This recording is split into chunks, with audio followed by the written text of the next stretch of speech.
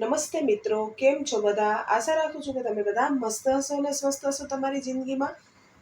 તો ચાલો એક નવી રેસીપી લઈને તમારી સમક્ષ આવી ગઈ છું. આજે આપણે બનાવીશું મુંબઈ મહારાષ્ટ્રના ટેસ્ટી અને વરસાદમાં ખાવાની મજા પડે તેવી વડાપાવની રેસીપી.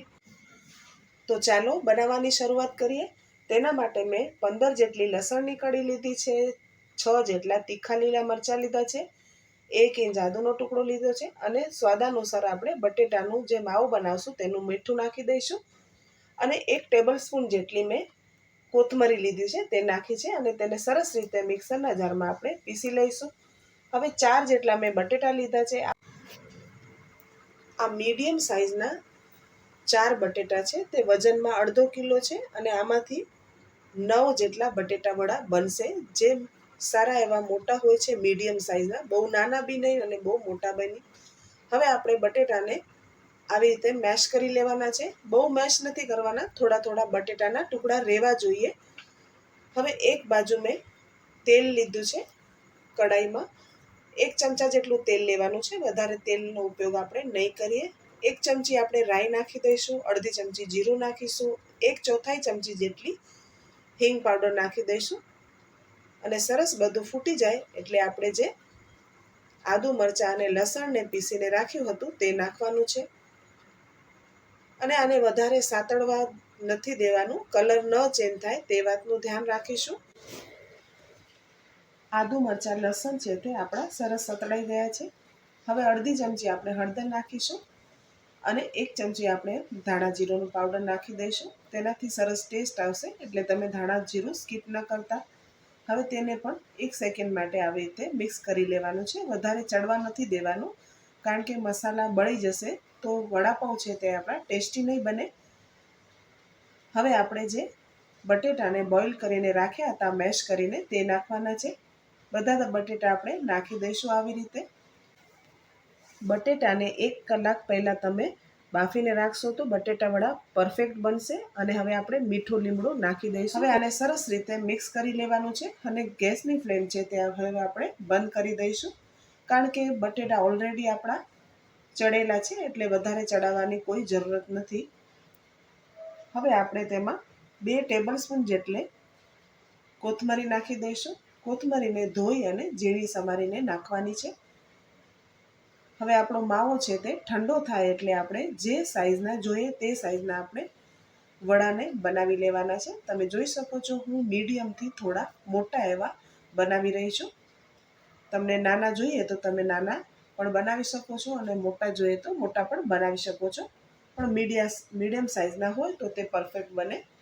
આવી રીતે હું બધા વડાને રેડી કરી લઈશ. તમે જોઈ શકો છો, મેં બધા વડાને બનાવી અને રેડી કરી લીધા છે.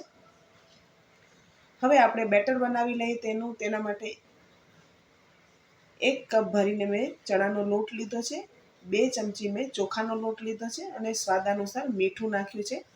ચોખાનો લોટ ઉમેરવાથી વડા છે તે બિલકુલ ઉપરથી ઓઇલી નહીં બને, એટલે તમારી પાસે હોય તો તમે તેને નાખી શકો છો જરૂર, અને જો ન હોય તો તમે સ્કીપ પણ કરી શકો છો. પણ હોય તો તમે જરૂરથી ચોખાનો લોટ 1 થી 2 ચમચી ઉમેરશો તો તમારા વડા છે તે ઉપરથી બિલકુલ ઓઇલી નહીં બને અને તે તમે તેલમાં નાખશો તો તેલ પણ નહીં પીએ. હવે થોડું થોડું પાણી નાખી અને આપણે મીડિયમ આવું બેટર રેડી કરી લેવાનું છે.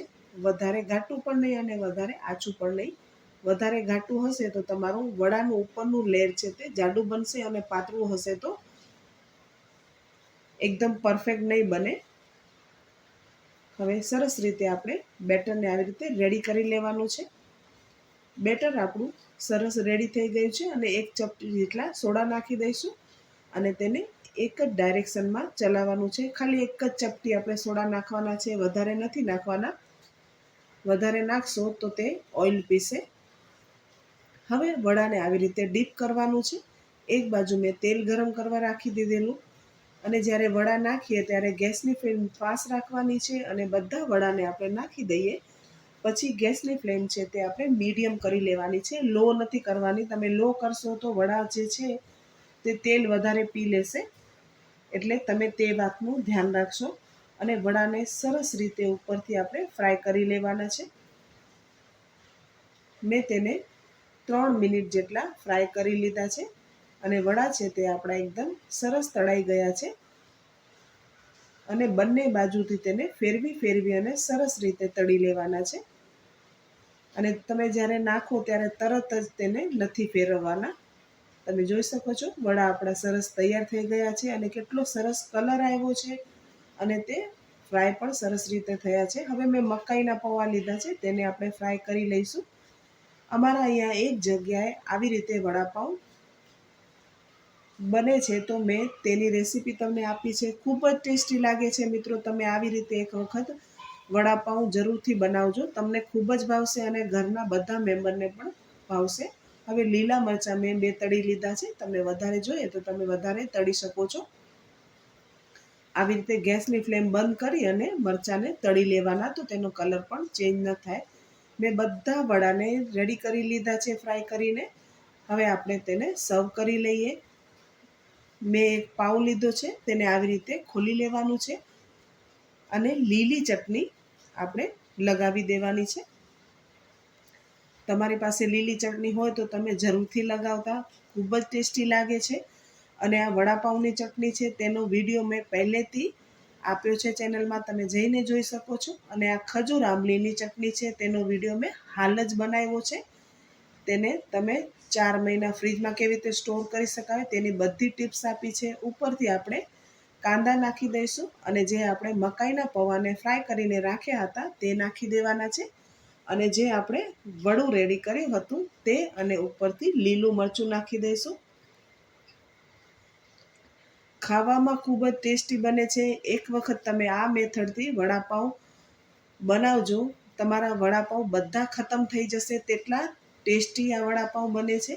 તો મિત્રો, તમને મારે આ મુંબઈ મહારાષ્ટ્રના વડાપાઉંની રેસીપી કેવી લાગી કમેન્ટ કરી મને જરૂરથી કહો. અને વિડીયો જો સારો લાગ્યો હોય તો વિડીયોને લાઇક, શેર, સબસ્ક્રાઈબ કરવાનું ના ભૂલશો. બાજુમાં રહેલા બેલ આઇકનને જરૂરથી પ્રેસ કરજો, તેથી તમને મારી આવનારી રેસીપીના નોટિફિકેશન મળે. અને ફેમિલી અને તમારા ફ્રેન્ડમાં પણ શેર કરવાનું ના ભૂલશો. ચાલો મિત્રો, ફરી મળી આવી રેસીપી સાથે. ત્યાં સુધી